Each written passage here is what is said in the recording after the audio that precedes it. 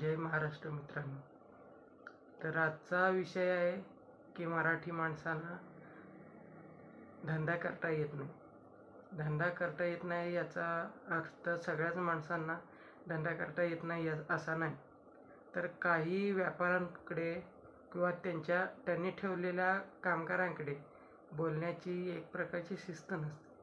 उद्धटपणे त्यांचं बोलणं गिरायकाला आवडत नाही आणि गिरायक त्यांच्या दुकानात जातच नाही.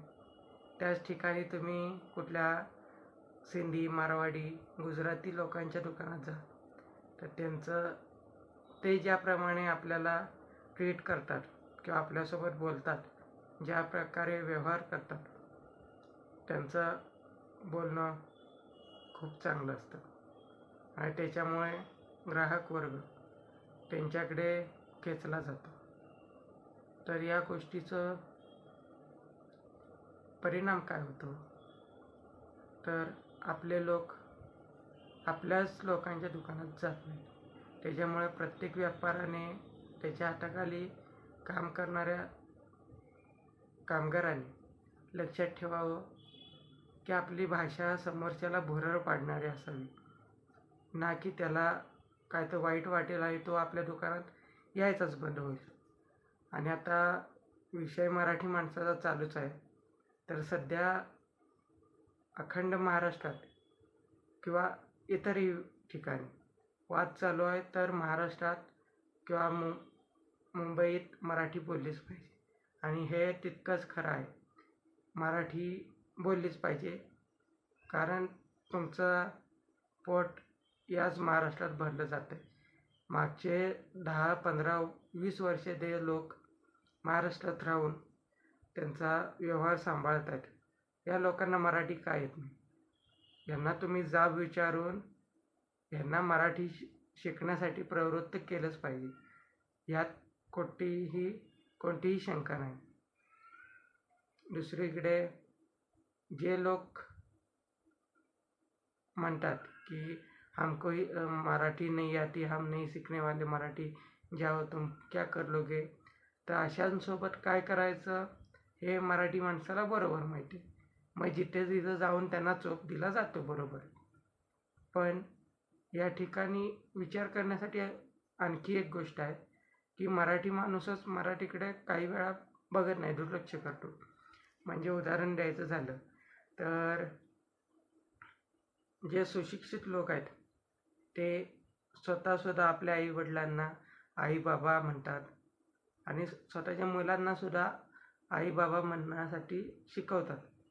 पण काही अशिक्षित लोक ज्यांना नुसतंच दाखवायचं आहे की आम्ही लय मॉडर्न आहे, आमचा स्टेटस लय भारी आहे, असे लोक स्वतःच्या मुलांना काय शिकवतात, तर आईला मोम म्हणा मोम, आणि बापाला डॅडी म्हणा, डॅडी. आता डॅडी म्हणा नाही तर पाधी म्हणा आणि काय पण म्हणा, पण ह्याच्यामुळं तुमचा अशिक्षितपणा कमी होणार आहे का? तुम्ही मराठी भाषेला जो कमी दर्जा देतात किंवा मराठी भाषा कमी दर्जाची आहे असं समजतात, हे कुठवर योग्य आहे? मग महाराष्ट्रातलेच लोक आहेत का नाही नालायक? यांना पण शोधून धडा शिकवायला नको का? तर शिकवायला पाहिजेच, कारण आमची मराठी भाषा संतांनी जपली. तुमच्यासारखे छोटे मोठे अशिक्षित नुसतेच पैसा कमवून वर गेलेले किंवा चांगला पैसा आल्यामुळं स्वतःला मॉडर्न समजणारे जर मराठी भाषेची अवहेलना करत असतील, तर तुमच्यासारख्याला धडा शिकवणं ही काळाची गरज आहे. माझ्या मराठीची बोलू कौतुके, परी अमृतातेही पैजेसी जिंके, ऐसे अक्षरे रसिके मिळविन, असं ज्ञानेश्वरांनी लिहून ठेवलं. पण आज आपण कुठे आहोत? आपलं सरकार ज्या ठिकाणी मराठी भाषेला अभिजात भाषेचा दर्जा प्राप्त झाला तिथे आपण जल्लोष करतो उत्साहात. मात्र दुसरीकडे सरकारने 18,000 जिल्हा परिषदेच्या मराठी शाळा बंद केल्यात. मग ह्याचं कारण काय? आणि 18,000 शाळा बंद केल्यात हा फक्त आकडा आहे, अजून किती शाळा बंद झाल्या असतील आपल्याला माहीत नाही. त्यामुळे गरज आहे मराठी शाळा टिकवणं. जिथे एवढी भली मोठी फी भरून पालक इंग्रजी शाळांमध्ये मुलांना टाकत आहेत, मग ते मराठी शाळांकडे का येत नाहीत? याचा विचार सरकारने करायला नको? शाळांमध्ये तशा प्रकारची सुविधा द्यायला नको? तर द्यायला पाहिजे.